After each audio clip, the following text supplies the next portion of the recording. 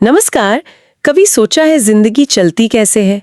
मेरा मतलब ऊर्जा कहाँ से आती है? खासकर पौधों को देखो, वो तो एक जगह खड़े रहते हैं, फिर भी उनमें इतनी सारी चीजें होती रहती हैं। तो ये अपनी ऊर्जा बनाते कैसे हैं?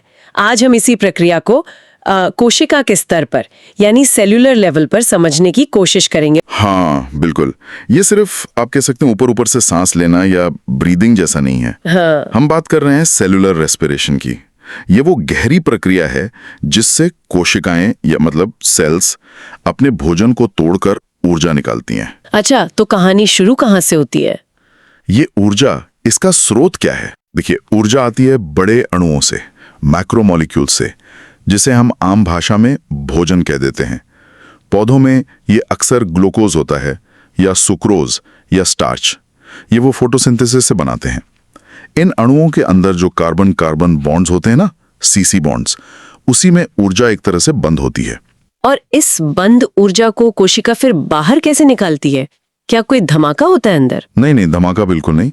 ये ऑक्सीडेशन नाम की प्रक्रिया से होता है, लेकिन बहुत ही सधे हुए तरीके से, स्टेप बाय स्टेप।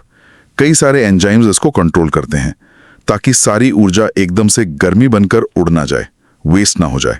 ठीक है, तो ये जो ऊर्जा निकली वो जाती कहाँ है फिर? वो ऊर्जा एक बहुत खास मॉलिक्यूल में पकड़ ली जाती है, स्टोर हो जाती है। उसका नाम है एटीपी, एडेनोसिन ट्राइफॉस्फेट। आप एटीपी को कोशिका की एनर्जी करेंसी समझ सकते हैं। एनर्जी करेंसी मतलब जैसे हमारे पैसे? हाँ बिल्कुल। जिसे हमें कुछ खरीदने के लिए पैसे चाहिए, वैसे ही कोशिका को कोई भी काम करने के लिए एटीपी खर्च करना पड़ता है।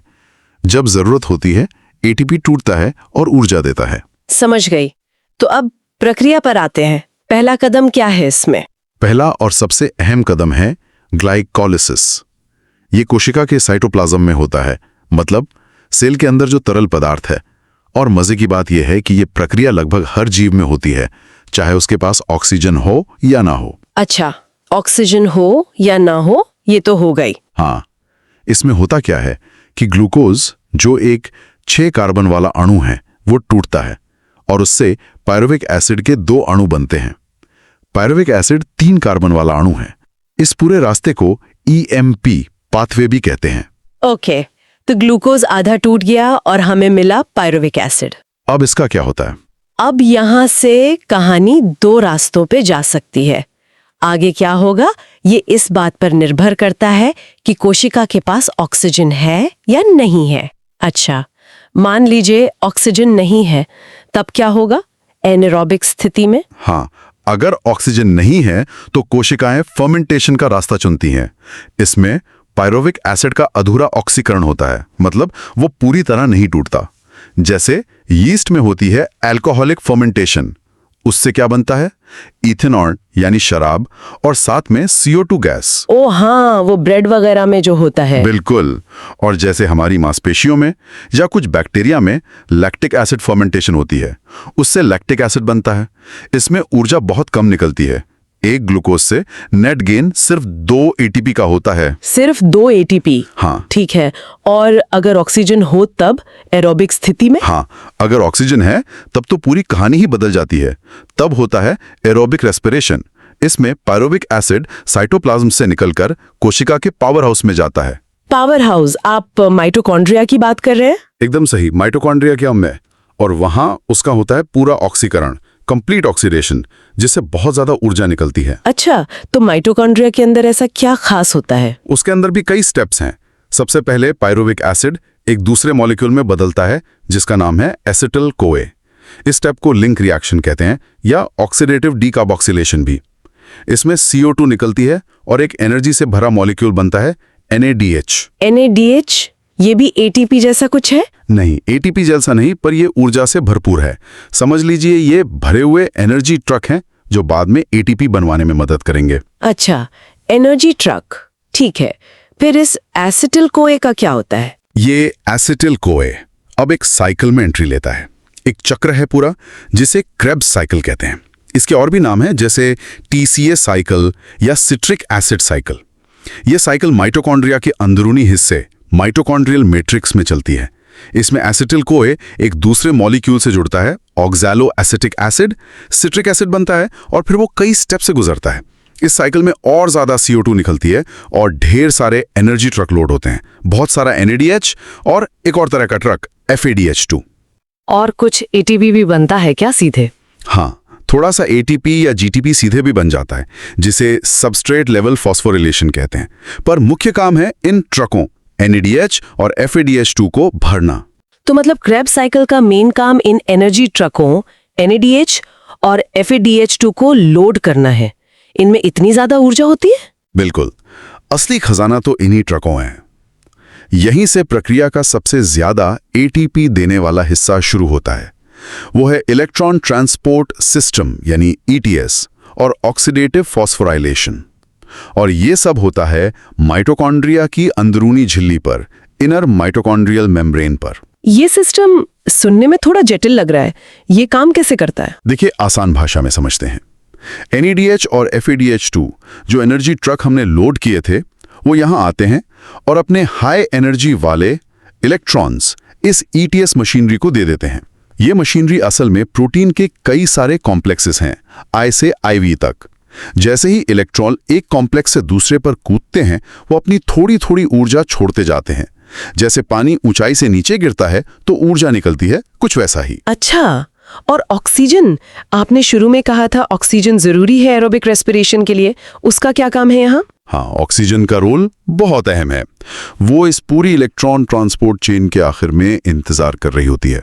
वो इन थके हुए कम ऊर्जा वाले इलेक्ट्रॉनों को और साथ में कुछ प्रोटॉनों को पकड़ लेती है और क्या बनाती है? पानी, H2O। ओह, तो वो इलेक्ट्रॉन्स को आखिर में एक्सेप्ट करती है। बिल्कुल, अगर ऑक्सीजन ना हो तो ये इलेक्ट्रॉन आगे नहीं जा पाएंगे, पूरी चेन जैम हो जाएगी और NADH, FADH2 अपने इलेक्ट्रॉन दे ही नहीं पाएंगे, सब रुक जाएगा। समझ गई। लेकिन ये जो इलेक्ट्रॉन बह रहे हैं और ऊर्जा छोड़ रहे हैं, उससे ATP कैसे बना? वो बैटरी चार्ज कैसे हुई? बहुत अच्छा सवाल। इलेक्ट्रॉनों के बहाव से जो ऊर्जा निकली, उसका इस्तेमाल होता है प्रोटॉनों को H+ को पंप करने में। ये प्रोटॉन माइटोकॉन्ड्रियल मैट्रिक्स से निकलकर झिल्ली के दूसरी तरफ इंटरमेम्ब्रेन स्पेस में जमा हो जाते हैं। सोचिए जैसे एक तरफ प्रोटॉन बहुत ज्यादा हो गए और दूसरी तरफ कम, एक ढलान बन गया। हाँ, एक प्रेशर जैसा बन गया होगा। बिल्कुल। अब ये प्रोटॉन वापस मैट्रिक्स में आना चाहते हैं और वो आते हैं एक खास दरवाजे से। ये दरवाजा एक एंजाइम है जिसका नाम है ATP सिंथेस या कॉम्प्लेक्स 5। जब प्रोटॉन इस ATP सिंथेस से होकर तेजी से वापस मैट्रिक्स में आते हैं तो वो इस एंजाइम को घुमा देते हैं और इसी घूमने की ऊर्जा से ATP सिंथेस एंजाइम ADP और फॉस्फेट को जोड़कर ATP बना देता है। अरे वाह, जैसे पानी के बांध से टरबाइन घूमती है और बिजली बनती है। बिल्कुल वैसा ही। इसी प्रक्रिया को ऑक्सीडेटिव फॉस्फोराइलेशन कहते हैं और ये पूरी कहानी कि कैसे प्रोटॉन ग्रेडियंट से ATP बनता है, इसे कीमो ऑस्मोटिक हाइपोथेसिस समझाती है। कमाल है, ये तो सच में कोशिका का बिजली घर है। तो कुल मिलाकर एरोबिक रेस्पिरेशन में एक ग्लूकोज से कितने ATP बन जाते हैं? देखिए, फर्मेंटेशन में तो सिर्फ 2 ATP का नेट गेन था, लेकिन एरोबिक रेस्पिरेशन में एक ग्लूकोज मॉलिक्यूल से लगभग 36 से 38 ATP अणु बन सकते हैं। 36 से 38? वो तो फर्मेंटेशन से करीब 18-19 गुना ज्यादा हुआ। हाँ, इसीलिए ऑक्सीजन इतनी जरूरी है ज्यादा ऊर्जा निकालने के लिए। एक आखिरी सवाल, क्या ये पूरी रेस्पिरेशन की प्रक्रिया सिर्फ तोड़ने का मतलब कैटाबॉलिज्म का ही काम करती है? नहीं, यही तो इसकी खूबसूरती है।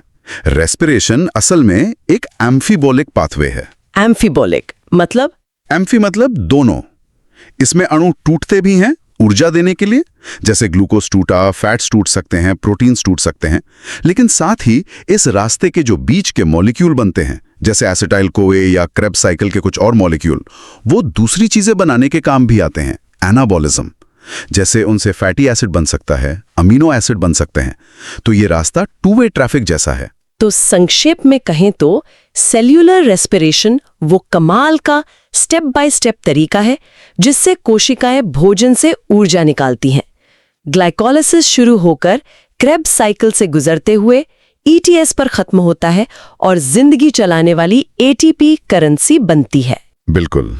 और ये दिखाता है कि कोशिका के अंदर कितने सारे रास्ते, कितने सारे पाथवेज आपस में जुड़े हुए हैं।